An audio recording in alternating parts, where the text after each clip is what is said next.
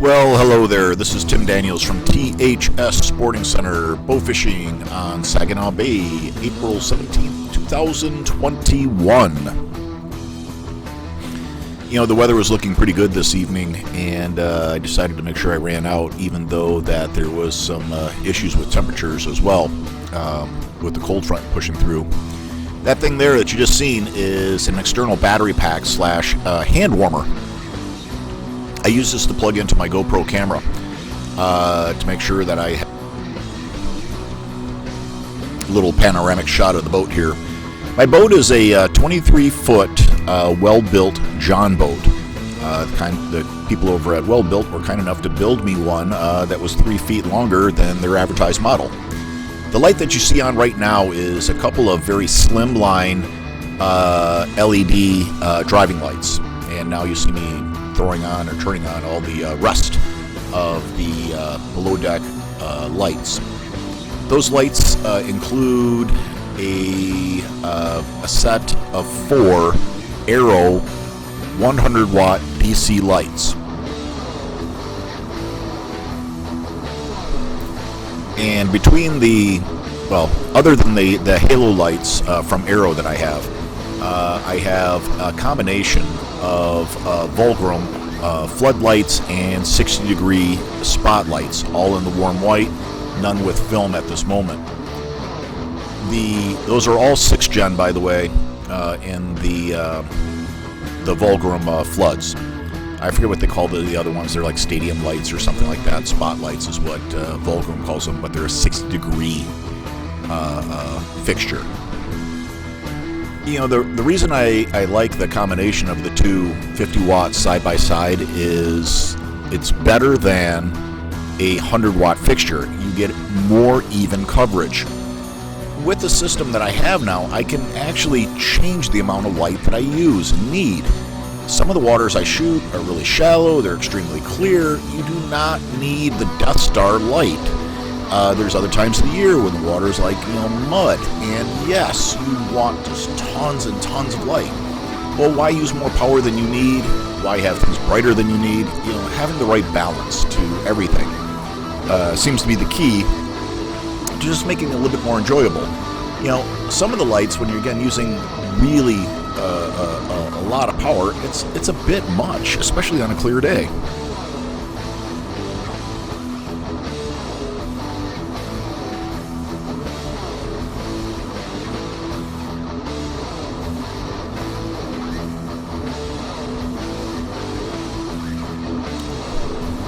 One of the things you'll see on my trolling motor here is I wired in a little green LED at the top of the motor. So whenever the prop's on, you'll see this little green light come on.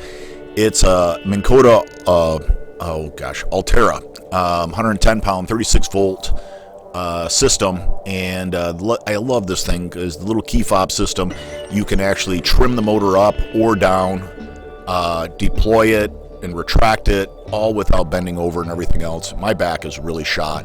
That thing is a lifesaver. You can maneuver it from the middle of the boat to help pull arrows and everything. It is, it's very expensive, but God, has it been a great asset for myself.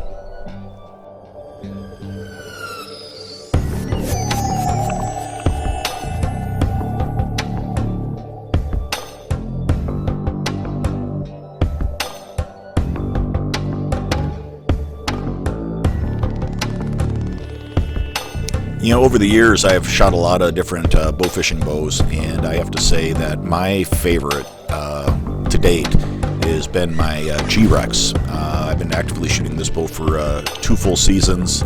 This will be my 3rd season with it, and I really enjoy it. It is set at 27.5 inches and 31 pounds. Personally, I don't see shooting these bows much over 28 inches. Number 1, they generate too much power. Number 2, the finger pinch will become more severe. You're not shooting spots. You're not trying to shoot a 2-inch group at 20 yards here. We're shooting fish. And that being said, you don't need a big stance or a full proper draw. As long as you're keeping it consistent, I think your accuracy will be better. Keeping that draw. Well, my current reel of choice is the original MegaMouth. I have just purchased another MegaMouth 2.0. I'm waiting for another boat to come in to put that on. But yeah, the MegaMouth, it really does give you great line control. I found a line that is a 250-pound test, 8 braid line, and it keeps the diameter still thin enough. I find that's a good blend. You know, the reason I think that this particular line that I found is a good blend is that it's abrasion. Some lines handle abrasion better than others, and the pound test is part of that as well. Also, heavy line. Some lines are heavier, some are lighter. Lighter lines fly better and don't have as much inertia, so less line splash, and go through deep water easier. Some lines have, more or less memory. That's another considerable factor. As you see, I'm doing this little fish twirl here. That is something, it saves me a lot of time and effort from bending over picking up the fish. That is an Anchor, or AMS Anchor QT. You can spin the tip and it doesn't fall off. Now, there's some manufacturers that allow you to have the barbs reversed, but if you spin them too far, the whole tip will fall off, or at least the barb portion of the tip will fall off. For my style of bow fishing here in Michigan, it is the best fit for me under most circumstances. My only gripe, again, it's too damn expensive for what it is. Nonetheless, that's capitalism. Yeah, well, one of the things that is on my boat too is I have a water-activated beacon. So if I drop my bow in the water, it's going to have a strobe light that goes off. These things are fairly inexpensive. We install them for I think $8 or something like that. Another great feature, and an inexpensive one, is the Boondocks Arrow Rest. That is an arrow rest that's about $25. I actually prefer that 3D molded or 3D printed rest over metal rest. It keeps the arrow from wearing as much, and I think it's a good fit for fiberglass arrows. And obviously the price is significantly less, about half to a third of what you would spend on a aluminum rest.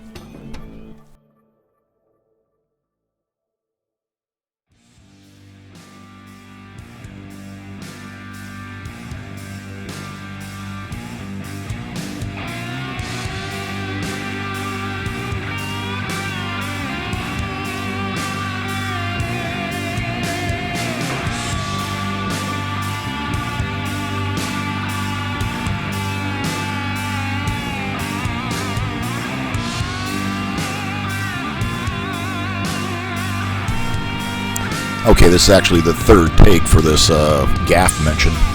So I'm using two 48-inch gaffs. I have them set in a 1 1/4-inch piece of PVC that has a track that's cut from top to bottom about a 1/2 inch wide. This allows me to slide the hook out easily. In this particular circumstance, I'm using it to remove some weeds, but I find them very useful. Obviously, for their intended design of picking up fish, that's a big plus. But even when you go into dock, you got some wind, waves, whatever. There's a lot of uses for them, and I keep 2 of them on the boat, 1 on each side.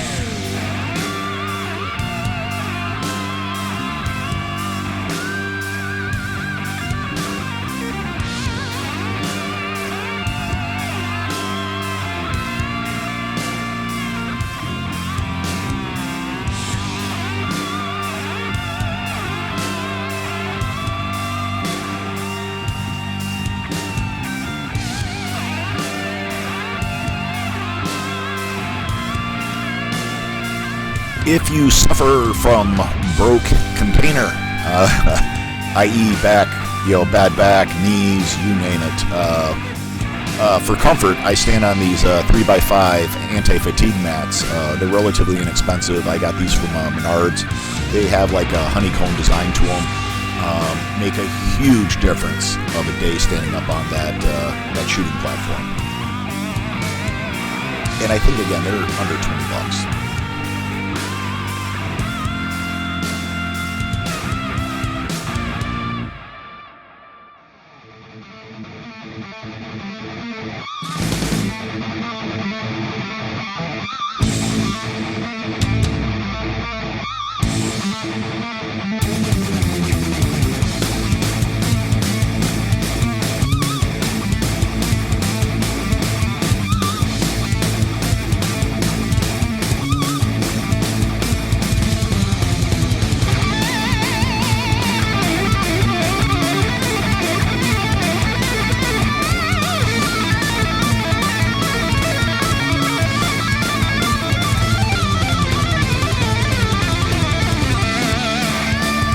You know, I keep on forgetting to post my camera specs, but I know I'm shooting in a super wide format. The camera itself is mounted on an 8-foot pole that is a 1-inch square tube aluminum pole. At probably about a 15-degree angle or so. It's really helpful to get that high panoramic shot. I found it's about the best length. I've worked with other distances, telescopic, flies going even out to like 12 feet. And for filming in the super wide, it seems to be the best fit.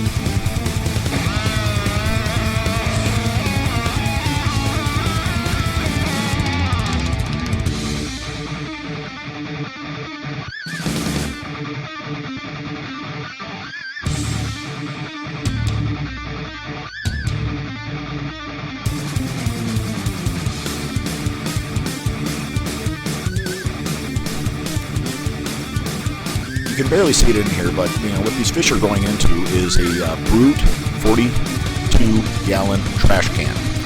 Now, once I fill one of these cans, I can slide it back on the deck to a different position in the boat to balance out the weight better.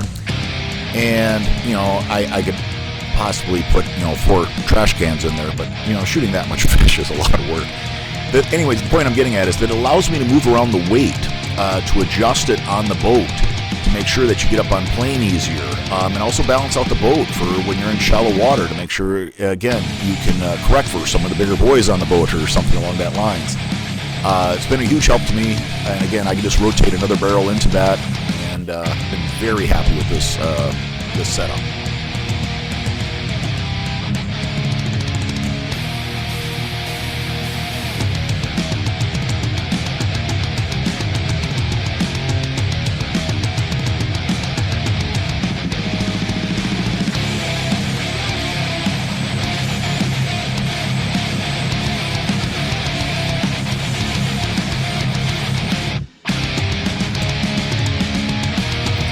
You know, earlier I mentioned a little bit about the LEDs, and you know, Velgrum has obviously earned a name for themselves for being an inexpensive AC light.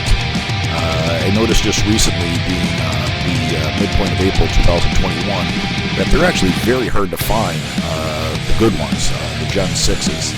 Or there's some other ones out there, but depending on the fixture, they really don't work nearly as well. One company that has produced a great light, high quality light, is definitely more of that premium dollars, Aero LED. And I bought these in 100-watt DC. Again, that gentleman offers them in different chip color formats, and again, does a really nice job. Good customer service oriented person, and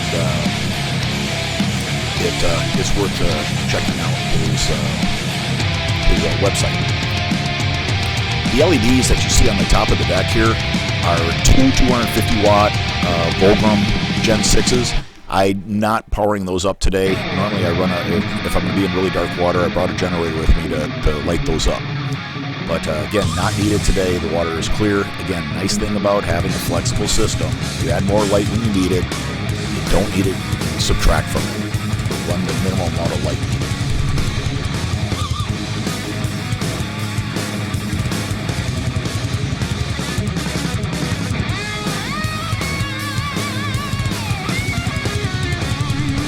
One of the neatest little inventions I came up with on my boat is a bow rack.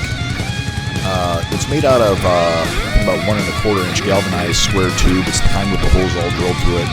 And then I took pipe insulation and then put them around the square tubes to help protect the bows from getting nicked.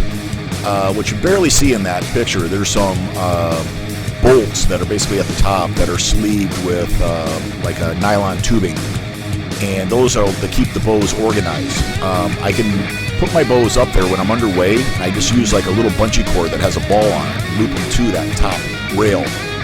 This particular one is set up for like spinners, so the spinning reel rod seat would sit against the bottom part of the rail, and then the top limb of the bow would sit against the top portion of the bow rack. There's other stuff that I have strapped to that as well. You'll see that in some of the other tubes I'll have a spear sometimes. I also have an arrow out, arrow puller. That's a great device. But those are all in there as well.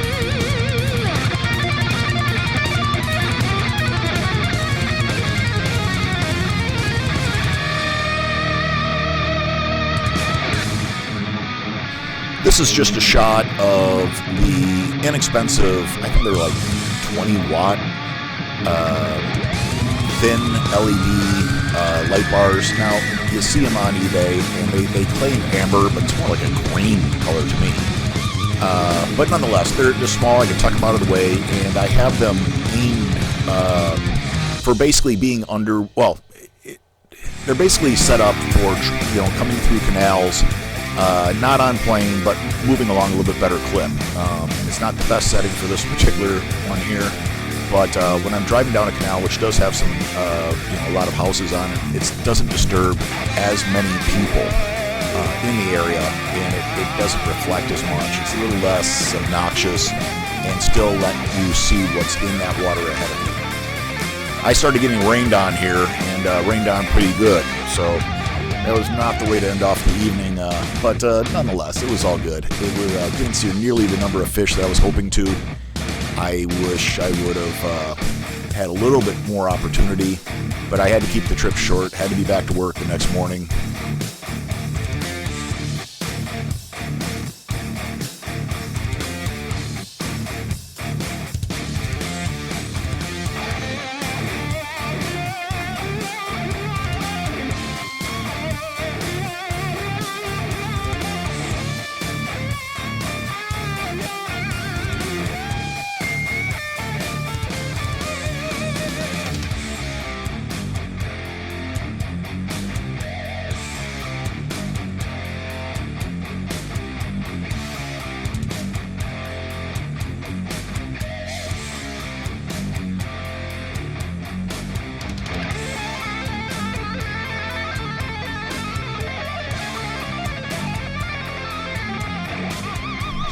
One of the things I decided to do is hook up a couple of small pod white lights on my trailer. So when I put my truck in reverse, it can really light it up behind me. And definitely a big help for seeing where those lights are going into and around those docks. Again, with this rain, that did help some.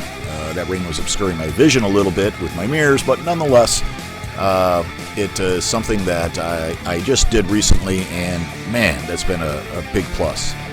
Well, I hope everybody has a damn good day, or at least try like hell, and please make sure you get out and have some fun, stay safe out in that water, and share some of your knowledge.